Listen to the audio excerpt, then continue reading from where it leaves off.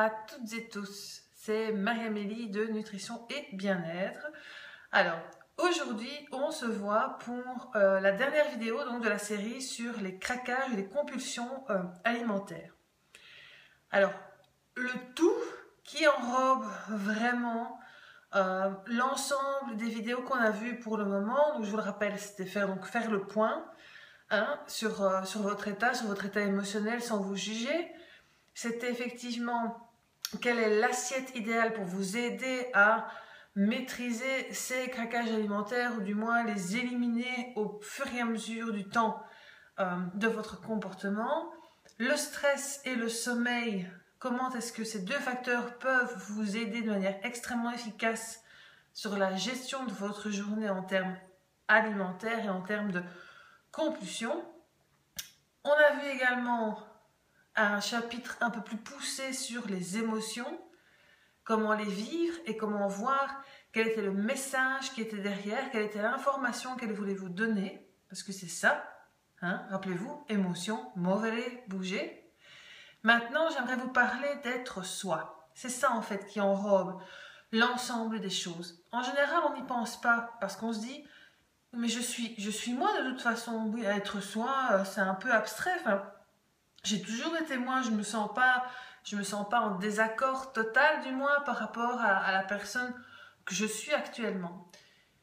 Bien, je vous assure que s'il y a des compulsions alimentaires derrière, si d'office et de manière systématique, vous allez vers la nourriture pour vous détendre, pour déstresser, quand il y a quelque chose de négatif, voire de positif qui vous arrive, et effectivement, ce qui vous entraîne finalement à ne pas respecter votre corps à 100% à ce niveau-là, puisque vous ne respectez pas ces signaux de faim, ces signaux aussi de satiété, eh bien, c'est parce que forcément, dans un domaine de votre vie, vous n'êtes pas vous-même à 100%.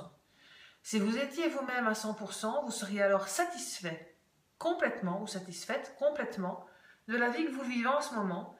Et donc, il n'y aurait pas forcément, de manière systématique en tout cas, un retour vers l'alimentation pour vous détendre. Alors, je vais vous le dire, je suis passée par là, j'ai fait ça depuis l'enfance. Pourquoi? Parce qu'effectivement, la nourriture est une source facile de détente, elle provoque directement l'activation de tout le réseau en fait, de neurotransmetteurs qui vous enclinent au plaisir et à la détente, je vais dire, oui, à la gestion, entre guillemets, facile, un peu comme une drogue, en fait, des choses, des événements de la vie.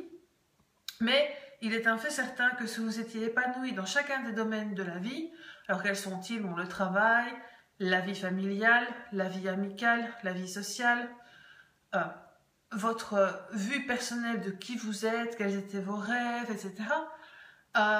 Si vous prenez l'aspect financier, si vous prenez donc tous ces domaines un par un, et en creusant un petit peu plus, vous vous rendrez compte qu'en fait, vous ne vous respectez pas à 100%, du moins, vous ne respectez pas ce qui est à l'intérieur de vous-même. Et donc, à un moment donné, il y a un mal-être qui s'installe, et donc, vous installez, et si vous entendez du bruit, c'est mon chat dans le bureau. Donc, donc je m'en excuse pour elle directement. Et donc, il y a un domaine spécifique qui ne va pas. Bon, par exemple, moi, je vais prendre mon propre exemple, donc ça va être un peu plus concret, et pour vous aider à cela, eh bien, depuis l'enfance, il y a deux choses chez moi, et je m'en suis rendu compte quand j'ai fait du développement personnel qui m'ont poussé vers la nourriture, c'est que je n'ai jamais réussi à prendre ma place, à me positionner dans le monde, et je me suis sentie toujours attaquée, entre guillemets, par l'extérieur. C'est-à-dire que je me sentais pas assez. J'étais pas assez ceci, j'étais pas assez cela. J'étais trop timide, j'étais trop introvertie, j'étais pas assez cool. Je veux dire, toutes des choses comme ça qui m'ont fait dire qu'effectivement, je me suis pas dit à un moment donné, comme la plupart des adolescents, oh ben tant pis, moi je suis ce que je suis, tu m'aimes pas, tu passes ton chemin et c'est bon. Au contraire, vouloir plaire à tout le monde, je dirais être victime du syndrome du sauveur, ça j'en reparlerai dans une autre vidéo parce que c'est vraiment typique des personnes qui sont en général en surpoids.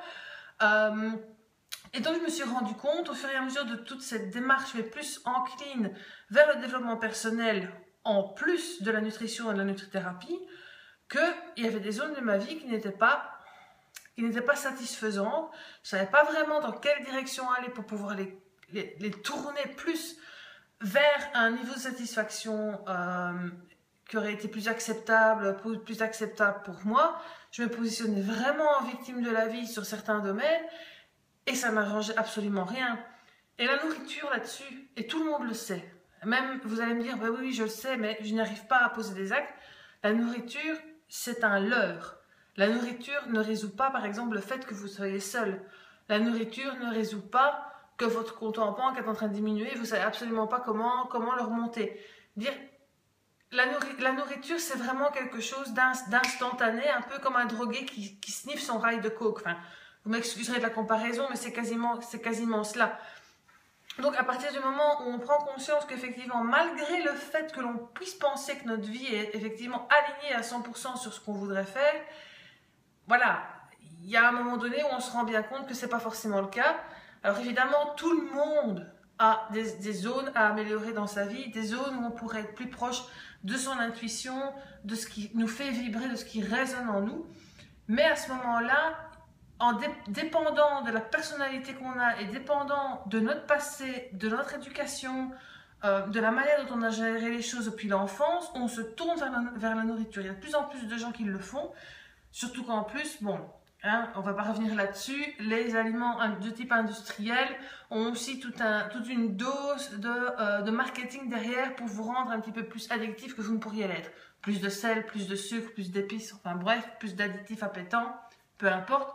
Là n'est pas la question, mais c'est vrai qu'une personne mince, bon d'accord, effectivement, elle a un métabolisme qui en général l'aide facilement à rester mince, mais une personne mince ne réglera pas ses soucis directement via la nourriture.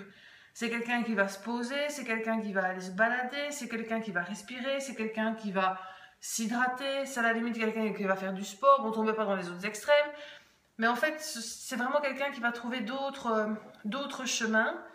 Et alors, effectivement, là où, progressivement, en prenant le temps, en étant indulgent avec vous-même, si vous arrivez à mettre le doigt sur ce qui ne va pas, et aussi, progressivement vous dire, bon allez, maintenant, si j'essayais de passer à l'action, quelles étapes je pourrais faire? Alors, si vous me dites, oui, mais moi, j'ai du mal à passer à l'action, surtout pour des choses qui me concernent moi, parce que je n'arrive pas à me mettre en numéro 1, vous inquiétez pas, je fais partie du club aussi.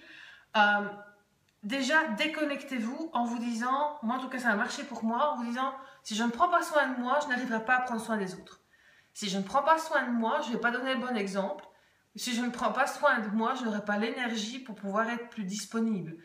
Et puis, si je ne prends pas soin de moi, qui le fera? Et aux aléas finalement de la vie vous montre qu'effectivement, la première personne sur laquelle vous pouvez compter, c'est vous-même. Alors, c'est pas une illusion, c'est pas, je veux dire, négatif de dire ça, c'est vraiment une réalité. Donc, si vous ne prenez pas soin de vous-même, de votre propre corps, rares sont les personnes qui le font à votre place, bon, à part vos parents, effectivement, à part votre compagnon, normalement, mais et encore, ils n'ont pas cette responsabilité-là. Vous êtes responsable de prendre soin de vous au moment T, avec surtout indulgence, bienveillance, aucune culpabilité, effectivement. Peu importe le rythme auquel vous allez avancer. C'est vraiment spécifique à vous-même. Ça, je tiens vraiment, c'est extrêmement important à le dire. Moi, je me suis longtemps fustigée parce que pour moi, je n'avançais pas assez vite. Il n'y a pas de rythme prédit. Suivez le vôtre. Si vous allez trop vite parce que vous lisez dans tel ou tel bouquin de développement personnel que mais il faut passer à l'action tout le temps, tout de suite, etc. Mais que vous ne vous sentez pas prêt à avoir un rythme pareil, écoutez-vous. Si vous voulez aller plus vite sur certaines étapes, allez-y. Le but finalement, c'est quoi? C'est d'avancer vers l'explosion, entre guillemets, de qui vous êtes vraiment. Quand je dis l'explosion, c'est pas forcément devenir extraverti quand on est introverti, c'est pas ça du tout. Mais c'est plus se dire, ben voilà, j'ai vraiment envie de ressembler à la personne que j'avais dans la tête quand je m'imaginais adulte alors que j'étais enfant. Enfin, en tout cas, moi, c'est ce que je me dis. Voilà, la petite fille que j'étais, elle aurait voulu que je sois comment à l'âge que j'ai. Bon, d'accord, ok, parfois le constat peut être quand même assez choquant. dans un sens challengeant du terme pour ne pas utiliser un mot difficile, mais où effectivement on finit par se dire ben oui, je fais le bilan maintenant, uniquement à mon âge, mais j'ai encore autant d'années à vivre et autant avancer vers qui je suis. Et au plus vous allez avancer vers qui vous êtes réellement à l'intérieur de vous-même, au plus le reste suivra. Au plus les compulsions alimentaires vont diminuer, au plus vous allez commencer à réellement vous aimer, vous apprécier, à reconnaître vos qualités, vous-même en étant votre seul juge et en n'essayant pas forcément d'avoir l'aval d'autrui pour pouvoir vous auto-juger, en douceur, en bienveillance et à votre rythme. Et vous allez voir que l'ensemble de ces 5, thèmes qui ont été abordés dans cette vidéo, si vous les prenez un à un, là, effectivement, à ce moment-là, vous allez voir normalement une belle évolution. Je dis normalement pourquoi? Parce que des personnes qui auraient un métabolisme, pathologique, c'est-à-dire des problèmes de diabète, des problèmes d'insulinorésistance, des problèmes de fatigue des glandes surrénales, de fatigue chronique, etc. C'est vraiment spécifiquement à prendre en compte dans toute l'évolution et toute la démarche qu'on voudrait mettre en place pour effectivement avoir un corps qui fonctionne mieux, bien évidemment. Hein, vous comprenez bien. Ici, je parle des métabolismes qui sont en général tout à fait OK, tout à fait déjà dans une bonne base de santé.